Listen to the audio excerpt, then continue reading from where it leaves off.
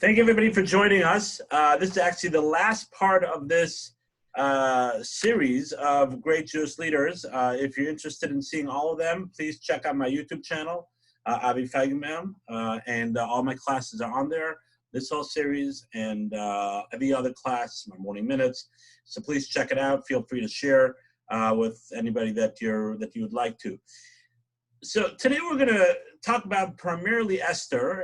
Maybe we'll talk about Rus a little bit. We talked a lot about Rus in the class before Shavuos. So I want to talk about Queen Esther primarily, and then if we have time, we'll either open up to questions and answers, or we might end a little early today. But as always, if you have a question, please feel free to write it in the chat. It's open, and I'll be more than happy to answer any questions. So who was Esther? Right? What was Esther? Esther was a queen, right? Queen Esther. Now, it's very interesting. The whole episode, the whole saga of Queen Esther is a unique kind of situation where we have one of our own, one of the daughters of Israel, who is a queen of a non-Jewish country, right? The most powerful country at the time. How did this happen? So I'm not going to go through the whole Purim story right now. That's what the Megillah is all about, right? But what I do want to home in on and focus on primarily, as we've been doing with every other leader, we've been talking about the leadership of the individual and how we could learn from that leadership and seeing different things that the Torah over here, the Megillah, Esther, which is part of the Torah, Nevi'im, and Ksuvim, the greater written Torah, it tells us insights into these leaders. And we're supposed to learn from them. We're supposed to learn from these leaders. So what are we supposed to learn from Esther? So Esther was a queen. She saved the Jewish people, right? She stood up for what she believed. And we're going to talk about that.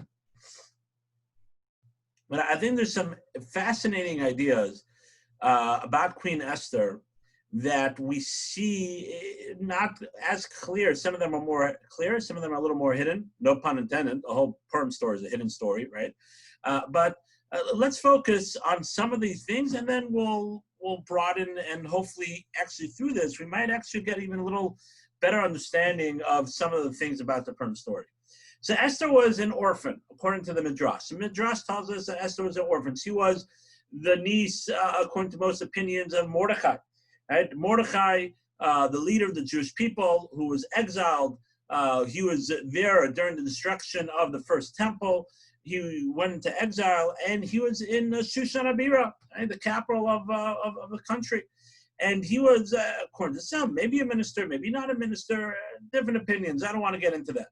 But Esther was considered the most beautiful girl, right? If there would have been a beauty pageant, she would have knocked it out of the park. And Achashverosh, the king at the time, had a little temper, just a bit, and he killed his wife. She disobeyed him different times, right? And he killed his wife. So now he needed a new queen. So they made a big to-do, and the most beautiful girl, right, like a Cinderella kind of story, right? The most beautiful girl in the land, Esther, was chosen. To make a long story short, Esther was chosen to be the queen. She was chosen to be the queen. During this period of her being a queen, right, there's some tremendous things that we're supposed to learn. Now, it could have gone to her head, right? It could have gone to her head. She was chosen. She's the most beautiful. We know it gets to people's head. Fame, authority. She was powerful, right? She had to listen to what the king said, but otherwise she was powerful. She had ministers. She had servants. She had palace guards at her disposal. And she could have just said, forget everybody else. You know, I'm it. I'm it. I'm going to take advantage of this. I'm it. Well, we see a unbelievable, in the beginning of her becoming a queen, we see this unbelievable dialogue and consistent dialogue between her and Mordechai. But I want to home in on one specific more later on. Right? We find this concept that Esther took counsel. She asked advice from Mordechai. She asked advice. There's a whole episode in Megillah where she hears that Mordechai is sitting outside of the gates of the palace in sackcloth. So she sends him clothes, and he doesn't want to take them. So she sends her trusted servant, who the Midrash tells us was Daniel, the prophet, who was her servant, right, who was Jewish, and she could reveal her secret. And she sends him to him, and he says, he tells him the truth. He said, listen, Haman just made a decree against the Jewish people, and I'm not coming in. I got to wear sackcloth. I got to pray for the Jewish people. I got to fast over here. So he says, why don't you go? And he sends a message, why don't you go and speak to Achashverosh and finally tell him who you are? Because up until then, she didn't say who she was. And we're going to talk about that. But she didn't say who she was. She kept it a secret. Go speak to Achashverosh. She sends back a message, says, everybody knows that if you go to Achashverosh without permission, without an appointment, if he doesn't stick out the special golden staff, off with your head, even his wife. Right? He has no problems killing wives. So Mordechai tells her, right, the Jewish people are relying on you, but if you don't want to go, the salvation could come from another place. The salvation will come from somewhere else. So she goes ahead and she listens, and she makes her own terms. Everybody has to go ahead and fast, right? You have to go fast, and the Jewish people should fast for 3 days and pray. But we see an unbelievable thing. It's not the first place. We find that even after she became a leader, even after it could have gone to her head, especially people that are leaders that didn't grow up in it. It's much more common. People that did not grow up in it, someone that's a self-made person, it can either go either way. Either they recognize where they came from, or sometimes I can do it. I made it. Everybody else can also. I don't need to take advice from anybody else. I'm it. But she went ahead and she took advice from Mordechai, and she took advice from other people. A good leader is open to the advice of others and requests input and suggestions for consideration. Right? So a good leader is not embarrassed, and on the contrary, does not allow leadership to get fame to get to his or her head. And he's willing to ask advice. He or she are willing to ask advice, and not only that, request advice. He said, "What am I supposed to do?" Mordechai told him. So I want to start off with understanding Esther, this tremendous quality. I'm sure all the other leaders that we spoke about had this quality too, of course. But we didn't home in on this because it's not really brought in. We don't see the Torah analyzing this or focusing on this. We spoke about a lot of other wonderful things. And I'm not going through the whole class today. But I want to start off, right, with this concept of Esther, of being able to ask other people, to be able to request a suggestion, request input, and it takes a lot. And really the root of this is not being full of yourself, not thinking that you have all the answers, not thinking that you're it, which unfortunately so many of us do, even if we don't make it to the level of a queen. We get a little fame for 2 minutes, or even if we don't get to fame, we think we're it. Spouses sometimes, I think I know better than you, and sometimes that could create fights. Who are you to tell me? Not only did they not request advice, but who are you to tell me how to do this? Co-workers, friends, business partners. So this is a tremendous thing in leadership, in humanity, but especially in leadership. Because leadership is supposed to be a working together kind of situation. Not a dictatorship like we spoke about by King David. Right? There's two kind of things. There's a dictatorship, and there's kingship, and there's leadership. In Judaism, there's a melech and there's a moshel. A moshel is like a dictator. He's in control. He directs everything. And then a melech is someone that leads with the people. then you can only lead with the people if you ask for advice or you take their advice. That's step number one. Extremely important thing. Again, the root of it is not being full of yourself. The root of it is realizing that you have so much more to gain, so much more to know and to grow that you don't know. And realizing that you are human, even if big people have put you on this pedestal.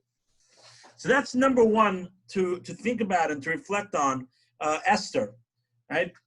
Being able to ask for advice, being able to take advice even when it's not asked. And just to add a caveat, because sometimes people ask advice, but then they don't listen to it. And I was talking to someone the other day, and they said that their boss, right, their boss, is very good in asking for advice or asking people's opinions.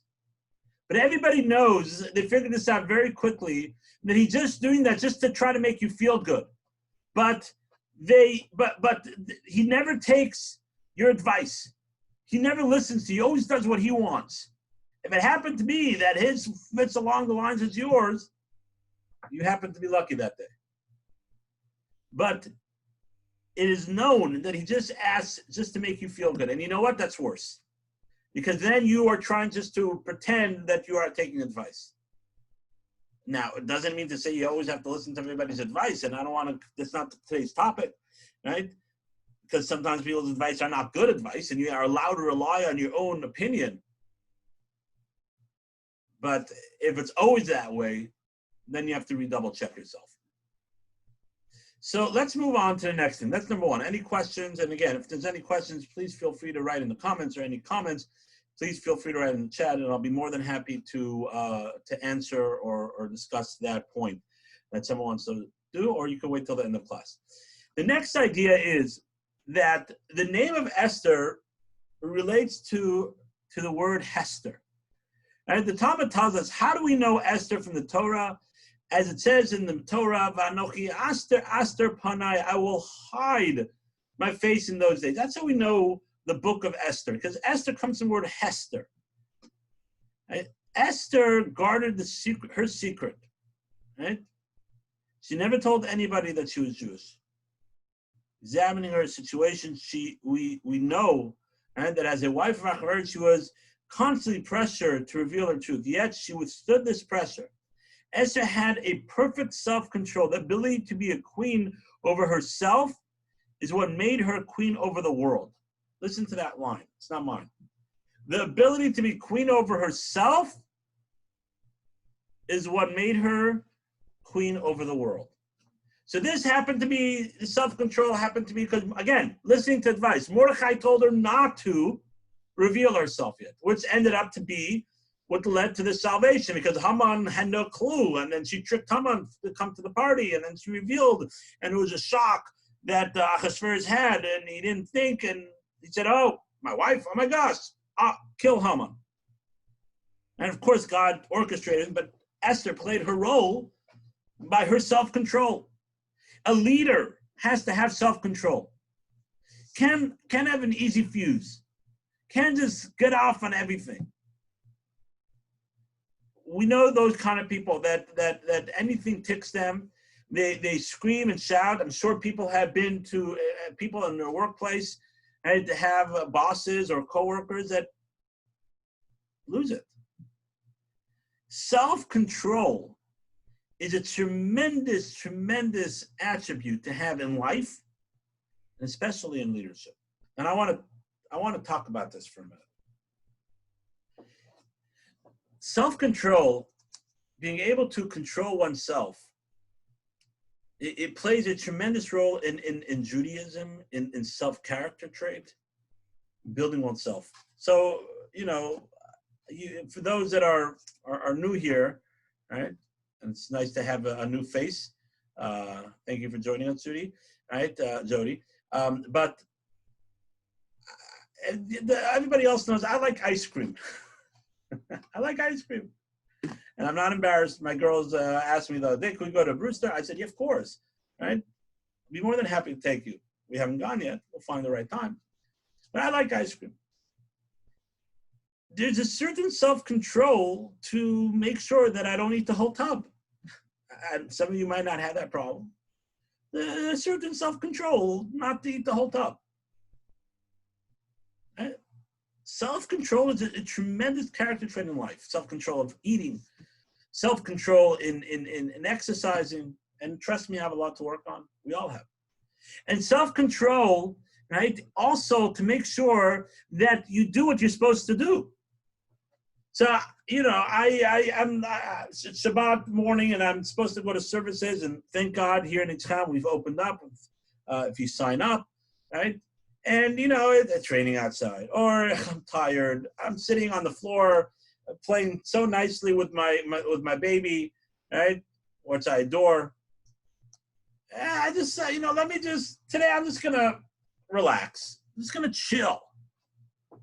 Self-control tells you, no, you have a responsibility to yourself. You have a responsibility for your relationship with God to go to shul. Personally, I have a responsibility for the synagogue too, as I'm one of the rabbis here. But that's all part of self-control, controlling yourself and making sure that you do what you're supposed to be doing. So self-control plays a role in everyday life. I was talking to someone not here in town, right? I used to live in Kansas, for those I know, and he was working on being more kosher. Right? Being more kosher, excellent thing to work on. Everybody, we all have to work on slowly but surely. Each one of us on our own level is working on being more kosher. And we were talking, and he told me that he has a little problem.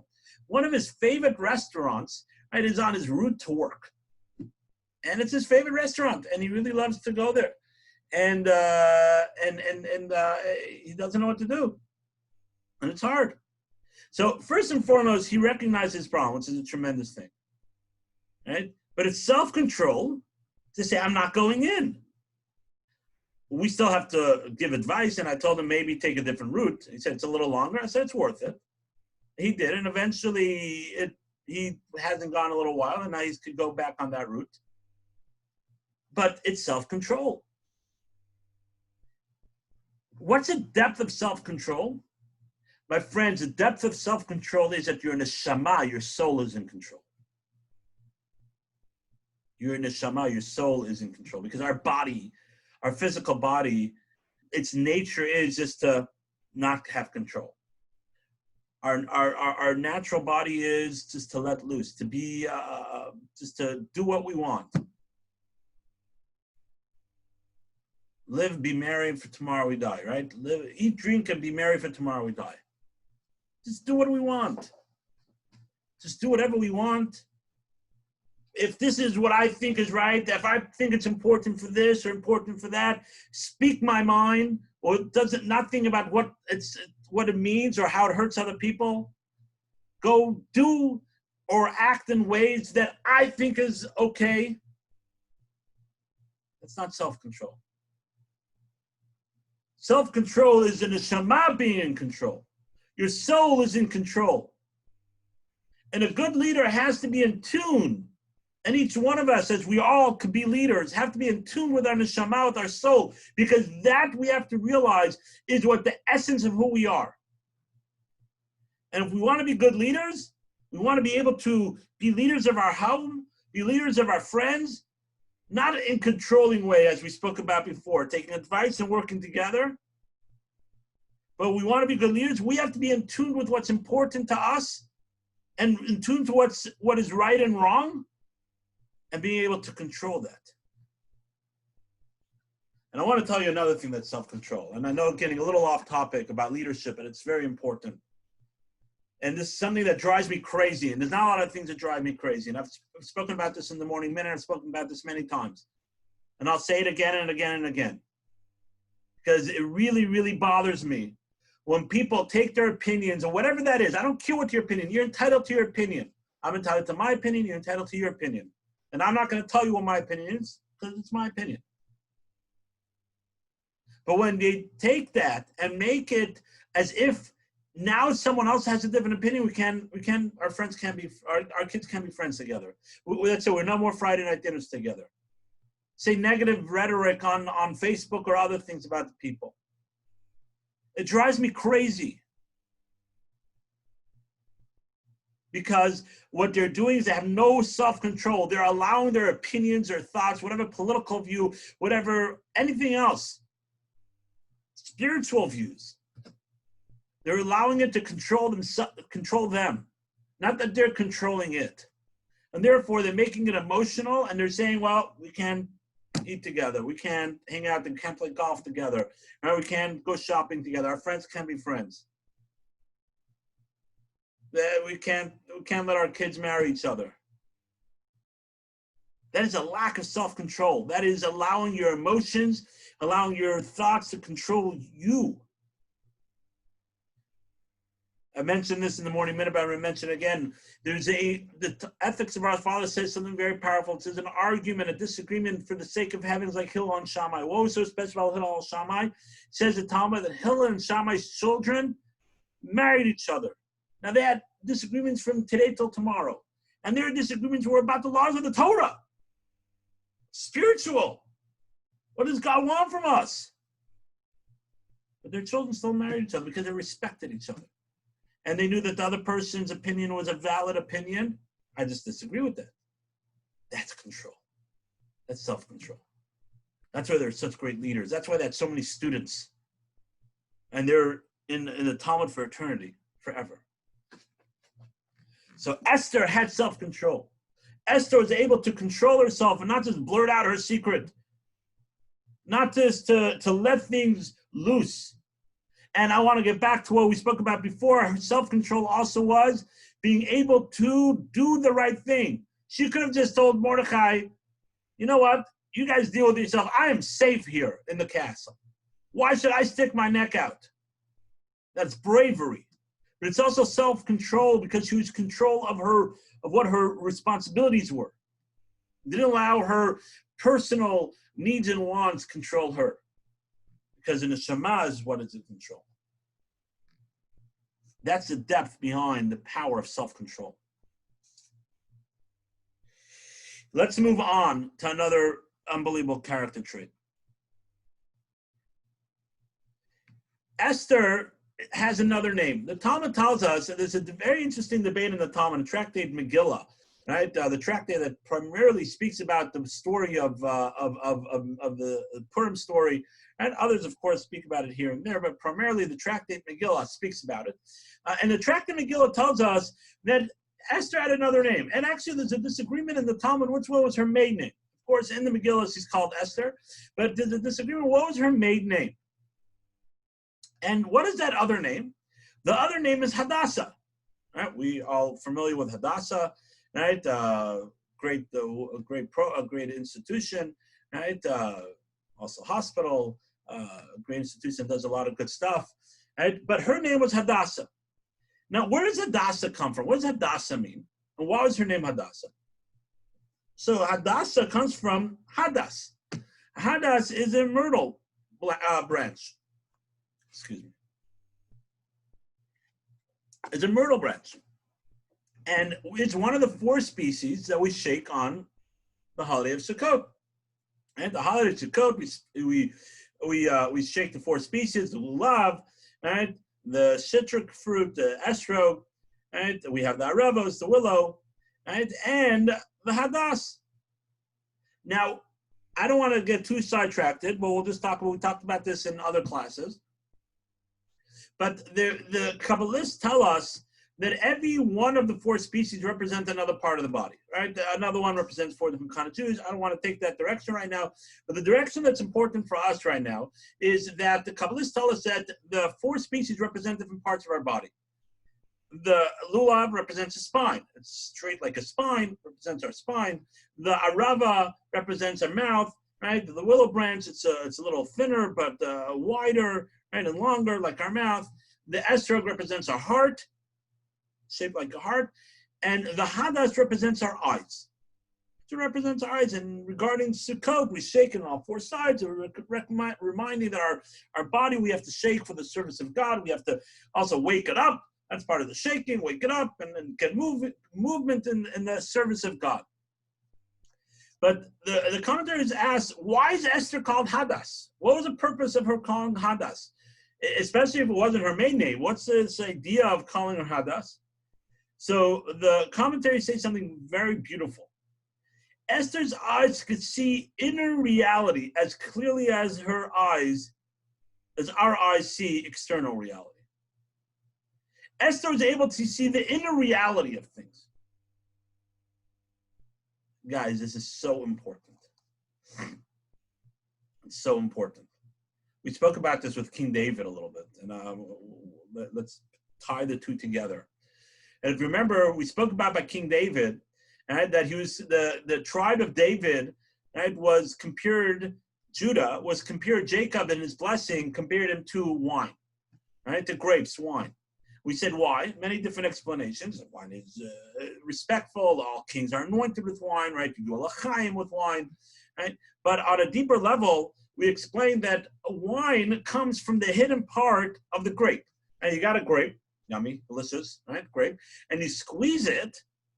So the hidden part of the grape, the juice that's hidden, makes the wine, and it's beautiful.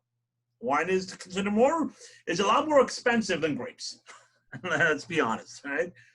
Because of the inner part of the grape, really the essence of what, not the purpose of the grapes, because grapes we eat grapes also, but sort of the better part of the grape, the more expensive part of the grape, the more respectful part of the grape is hidden. We said that was King David, a leader, right? We showed one episode, one story, right, where there was a certain person, right, that started serving the idols, right, and King David realized that he wasn't really serving the idols because he believed in the idols, but he was serving the idols because he needed money, right? Parnasah. Unfortunately, a lot of people are struggling with that, and they do things that not necessarily are up to their standards, or up to what they believe in. So what did King David do? King David told him, "I'm going to give you a job. I'm going to make you the treasurer of not the Beit HaMikdash because it wasn't built yet, but the tabernacles." He gave him a job, and then he moved away from the idol worshiping, and he was wonderful and great. We spoke about this idea that King David saw the depth of the individual. He saw the hidden part of him. He realized that he really wanted to serve God. He didn't really want to serve idols, but lack of self-control, again, which is important, right? We can't judge anybody, but he needed parnasah, which is a very hard thing. You should never judge anybody that needs parnasah. And he wasn't going in the right direction. So King David, instead of rebuking him, instead of knocking him down, saying, "How could you do this? You know what you're doing." Sometimes we need to do. Not, of course, that sometimes needs to be done.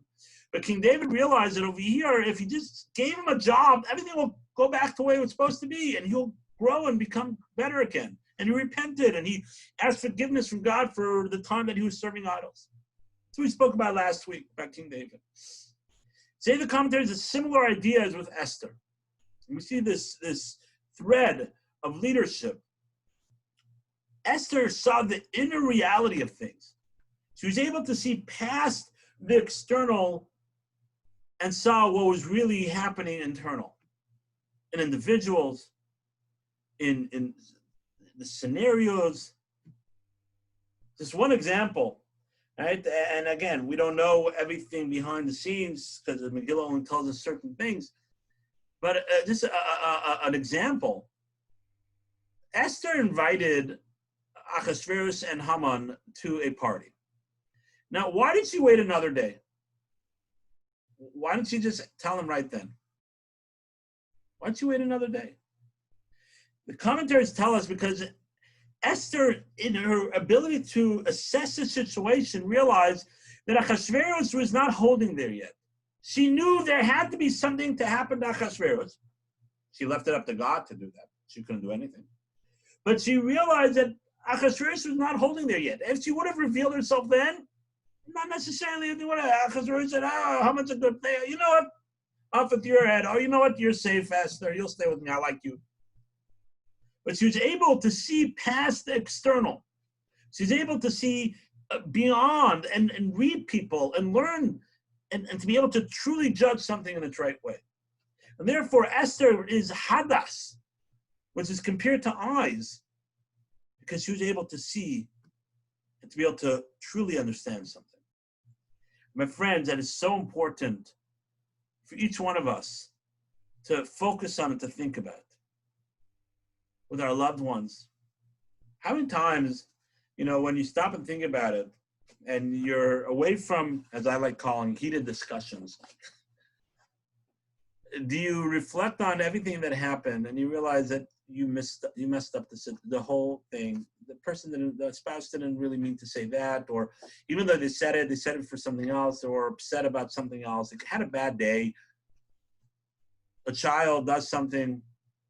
We knock them down sometimes. Teachers, parents, they don't really, if we look deeper into what's going on, we would truly be able to find out how to really help the child. And not just knock them down. And not just say, oh, you can't read, or you can't take care of this. But be able to really help the child. Be able to avoid tremendous amount of argument, disagreements amongst spouses, amongst friends, amongst coworkers, my friends, in our community, in our country. We all have to look past what's right in front of us. We have to have an ayin tov, a good eye. One of the ideas of an ayin tov, a good eye, we spoke about in the Morning Minute, that concept of not judging other people, right? The concept of seeing the good in other people, not, God forbid, to be a sucker and get conned by other people. But at the same time, seeing the good in other people, looking at the whole situation. We spoke about it in the Morning Minute. But another idea of an ayin tov is also being able to assess a situation and see where really the problem lies. And my friends, if we're able to do that, if we're able to really assess the situation, really focus on where the problem lies, our lives will be so much different. We'll be able to have self-control. We'll be able to take advice from other people. We won't blurt out things. We won't be angry right away. But we get caught up in the moment. We get caught up in what's going on, and we just do what we say. Self-control and ayin tov. These are all character traits of taking a step back, assessing the situation, reflecting. I think I mentioned this once before. When we were living in Israel, so I was mentoring students, and a couple of those students got married, young couples. I remember one young couple, they were married for half a year, maybe a year, and I remember he coming over to me. I think ate at our house. I knew her, but primarily I knew him.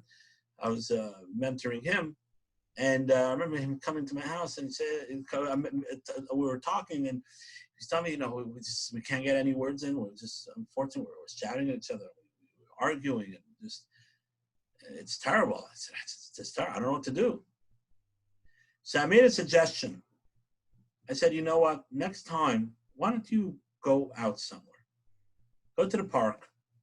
Go to a restaurant. Go out somewhere and have a discussion about what you guys want to talk about. Say, listen, we're going to do this. We're going to go to a park with other people. We're going to go to a restaurant.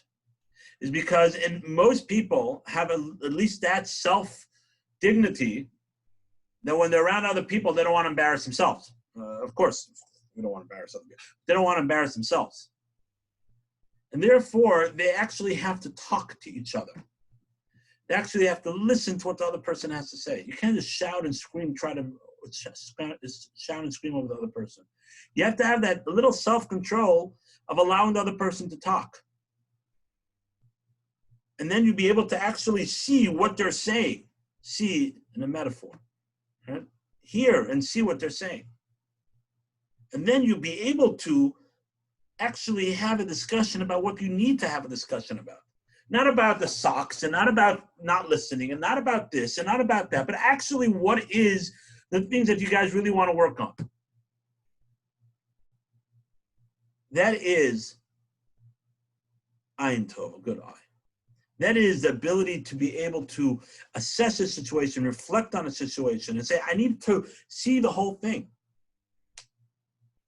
there's I remember hearing once, and again, I'm not disagreeing. There's many, and I'm no expert in a lot of things. I'm just telling you what I think, what I know from other people.